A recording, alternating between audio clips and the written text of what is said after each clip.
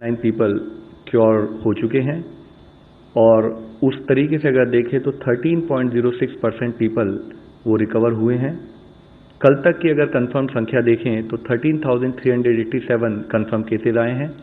Last 1 day के अंदर 1007 case report हुए हैं।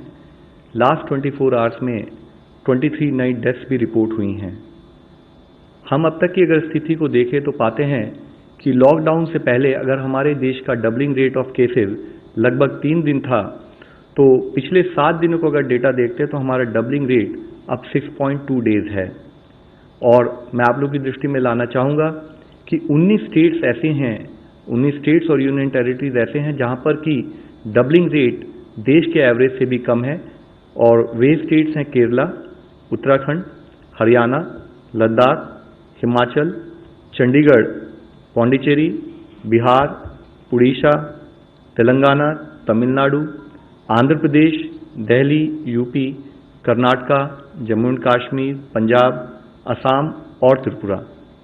मैं आप लोगों की दृष्टि में लाना चाहूँगा कि doubling rate is a product of how we are trying to manage the situation at field level. ये एक ऑनगोइंग प्रोसेस है और इस डबलिंग रेट को और कम करने के लिए और बेहतर करने के लिए हमें अपनी विजिल को उसी हिसाब से, उसी इंटेंसिटी से करना पड़ेगा। इसी तरह से हमने सिचुएशन को एक और तरीके से एनालाइज किया जिसको हम कहते हैं growth factor. Growth factor calculate किया जाता है कि जो नए केसेस आए हैं उनको उससे पहले वाले दिन कितने केसेस आए थे उसके प्रोपोर्शन में कैलकुलेट किया जाता है। तो अगर हम इस डेटा को भी देखें तो पाते हैं कि अगर हम 1 अप्रैल से 1.2 के एवरेज ग्रोथ फैक्टर को देख रहे हैं, जबकि इससे 2 हफ्ते पहले यही ग्रोथ फैक्टर 2.1 एवरेज था 15 मार्च से 31 मार्च तक, तो हम पाते हैं कि करीब 40% डिक्लाइन हुआ है ग्रोथ फैक्टर में। और ये डिक्लाइन भी तब हुआ है जब एक साथ हम लोग दूसरी तरफ से प्रयत्न करके नंबर ऑफ केसेस जहां पर सैंपल्स कलेक्ट हो रहे हैं, सारी और ILI के केसेस के भी सैंपल कलेक्ट हो रहे हैं, तो हम अपना नंबर ऑफ सैंपल्स देश में बढ़ाते आ रहे हैं। इसी के साथ ही हमने एक आउटकम रेशियो भी कैलकुलेट किया। आउटकम रेशियो कैलकुलेट करते हैं जो केसेस रिकवर्ड हुए हैं वर्सेस जो केसेस जिनमें डेथ रिपोर्ट हुई हैं। मैं आप लोगों की दृष्टि में लाना चाहूँगा कि देश की तरफ से देखें तो हर केस, हर डेथ एक चिंता का विषय है। और उसी समय में लेकिन अगर हम देखें तो हमारे यहाँ पर केसेस हैं करीब 80% अगर हमारे केसेस रिकवर हो रहे हैं और 20% केसेस में डेथ अगर जैसे रिपोर्ट हुई है, तो ये दूसरे देशों से अगर कंपेयर करें तो शायद हम कुछ बेहतर कर रहे हैं और हमें इसे और बेहतर करने की हमें एफर्ट करना है कि हम अपना ट्रीटमेंट और केयर फर्दर इंप्रूव करते रहें ताकि हम इस रेशियो में फर्दर इंप्रूवमेंट ला सकें। साथ ही 5 lakh rapid antibody test kits सभी राज्यों और जिलों में जहां पर भी हाई केस बर्डन नोट किया गया था वहां वितरित किए जा रही हैं। कल एम्स ने भी कोविड-19 से संबंधित मैकेनिकल वेंटिलेशन मैनेजमेंट पर फिजिशियंस की एक ऑनलाइन ट्रेनिंग को ऑर्गेनाइज किया था। आज माननीय ग्रुप ऑफ मिनिस्टर्स जो हमारे माननीय हेल्थ मंत्री की अध्यक्षता में, उसमें फर्दर रोड मैप लॉकडाउन और एक्सटेंडेड लॉकडाउन की स्थिति में हमारा क्या डायरेक्शन होना चाहिए उस पर एक विस्तृत चर्चा हुई। उसमें मुख्यतः diagnosis, vaccines, drugs, hospital equipment accessories और जनरल वेलनेस से निपटने के लिए साइंस एंड टेक इंस्टीट्यूट जो हैं उनके एफर्ट्स का रिव्यू किया गया।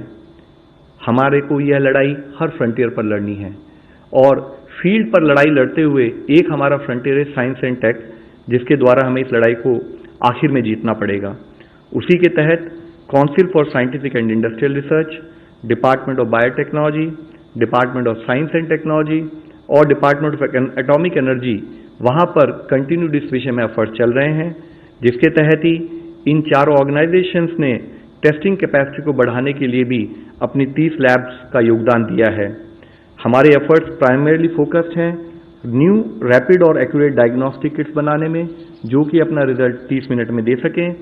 साथ ही इनोवेटिव पूलिंग स्ट्रैटेजीज बनाने में, ताकि हम लिमिटेड टेस्ट होते हुए भी अगर उसको और एक्सपैंड करना चाहें, larger number of people cover करना चाहें, उसके लिए काम कर सकें।